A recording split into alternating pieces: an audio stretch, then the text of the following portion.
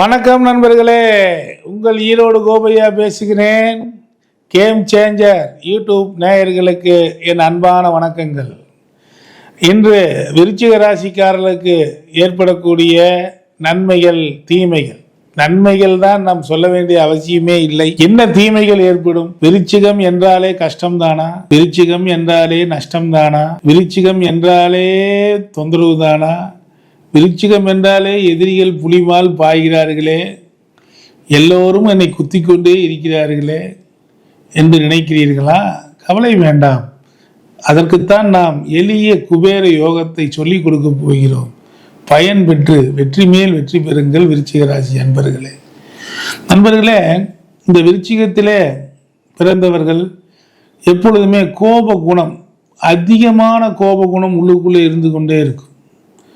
நீங்கள் நாடாளும் பிரதமர் என்றாலும் அல்லது நாட்டிலே இருக்கக்கூடிய சிறிய குடிமகன் என்றாலும் கூட உங்களை ஏன் மற்றவர்கள் நம்ப மாட்டார்கள் என்றால், விருச்சிகம் என்றால் அது தேல் என்று பொருள்.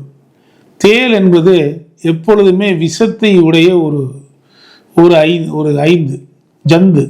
எனவே அந்த விஷ ஜந்துவை பார்த்து மற்றவர்கள் பயப்படத்தான் செய்வார்கள். ஒரு விருச்சிக ராசியிலோ ஒரு விருச்சிக லக்னத்திலோ ஒரு குழந்தையோ ஒரு மனைவியோ ஒரு கணவனோ இருந்தால் அவரை பார்த்து அந்த குடும்பம் பயந்து கொண்டுதான் இருக்கும். ஏனென்றால் தேல் எப்பொழுது கடிக்கும் என்று தெரியாது. கடித்தால் விஷம்.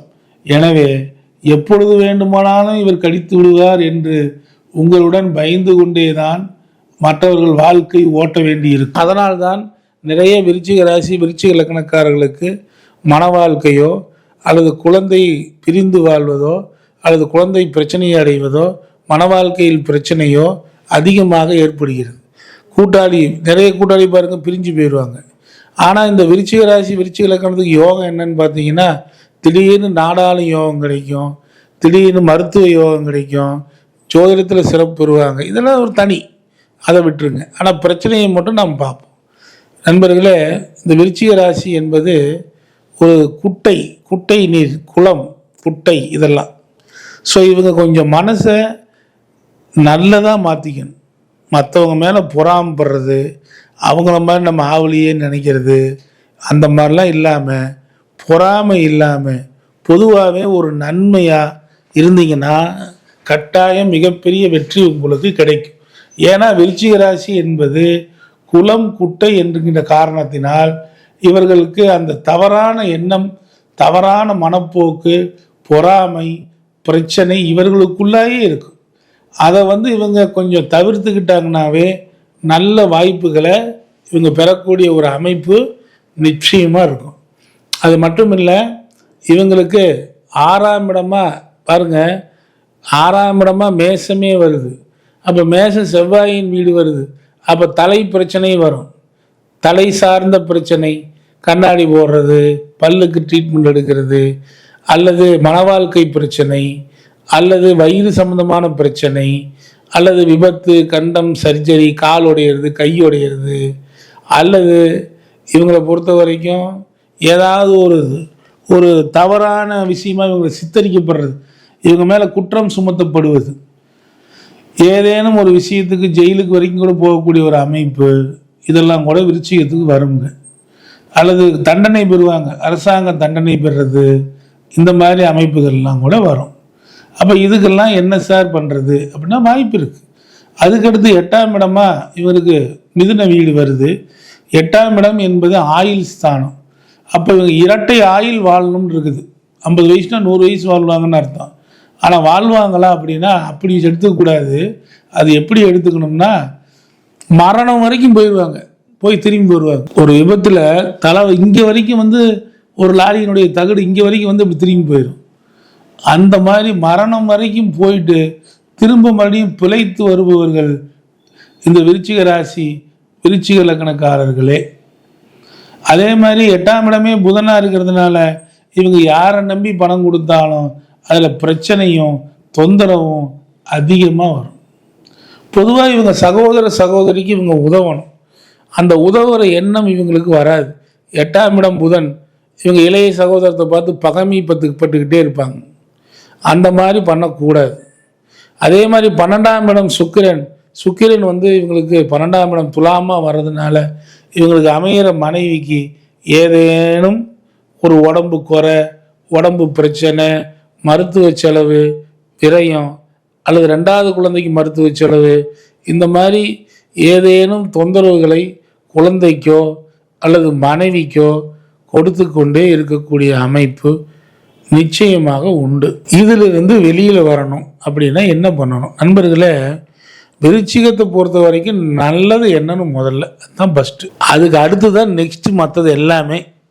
இவங்க ரொம்ப எளிமையாக இவங்க தாயாரை வணங்கணும். நிறைய விருச்சிக ராசி விருச்சிக லக்னக்காரங்க தாயை மதிப்பதில்லை. தாயை எந்த விருச்சிக ராசி விருச்சிக லக்னம் மதிக்குதோ அவங்க எங்கேயோ போயிடுறாங்க, மிக பெரும் வெற்றியை அடையிறாங்க.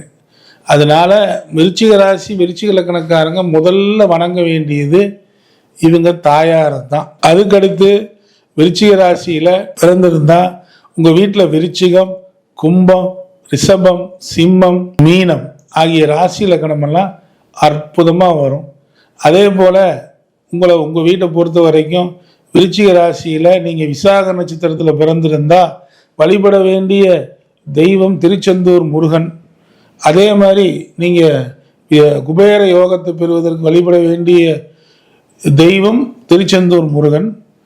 அதே சமயம் அனுச நட்சத்திரத்தில் பிறந்திருந்தா நீங்கள் வழிபட வேண்டிய தெய்வம் உலகளந்த பெருமாள் கோயில் காஞ்சிபுரம். மிக பெரும் வெற்றியை உங்களுக்கு கொடுப்பார். அதே மாதிரி நீங்கள் விருச்சிகத்தில் கேட்டை நட்சத்திரத்தில் பிறந்திருந்தா நீங்கள் வழிபட வேண்டிய தெய்வம் சென்னிமலை முருகன்.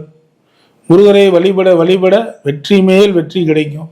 பொதுவாகவே விருச்சிக ராசி வழிபட வேண்டிய ஒரு குபேர யோகத்துக்கு விருச்சிக ராசி அல்லது விருச்சிக லக்னம் வழிபட வேண்டிய இடம் எதுன்னு பார்த்தீங்கன்னா அது ராமேஸ்வரம்.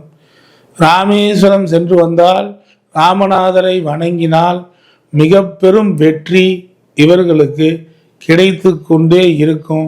அந்த ராமேஸ்வரம் ராமநாத சாமி கோயிலில் இருக்கிற பதஞ்சலி முனிவரை இவங்க வணங்கினா மிக பெரும் குபேர யோகம் கிடைக்கும்னு சொல்லி வாழ்த்தி வணங்குகிறேன். பல பிரச்சனைகளுக்கு உண்டான தீர்வுகளை மிக எளிமையாக குபேந்திர யோகம் என்கின்ற அற்புதமான குபேர யோகத்தை பற்றி இதுவரை உங்களுக்கு நாம் மிகச் சிறப்பாக தெளிவாக விளக்கியிருந்தோம்.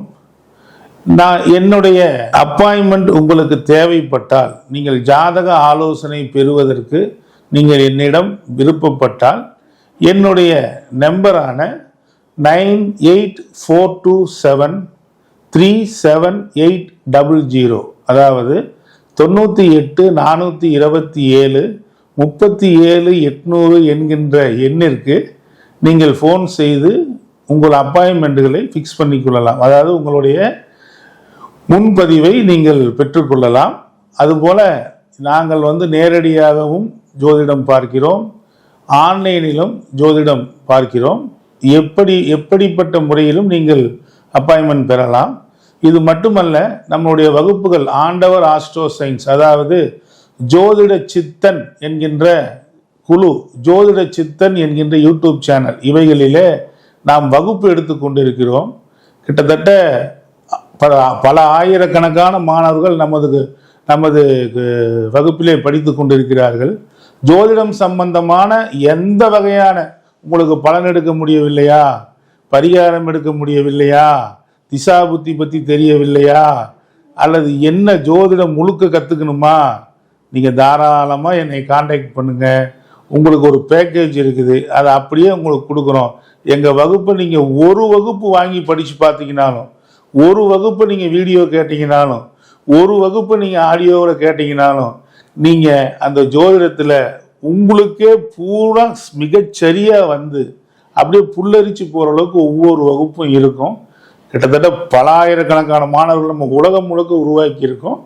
அப்படி ஜோதிடம் சம்பந்தமான விஷயங்கள் கேட்குனாலும் என்னுடைய இந்த நம்பரான 9842737800 வாட்ஸ்அப் மெசேஜ் பண்ணுங்கள். உங்களுக்கு உடனே நாங்கள் பதில் கொடுப்போம். நன்றி நண்பர்களே. உங்கள் ஈரோடு TR கோபு ஐயா.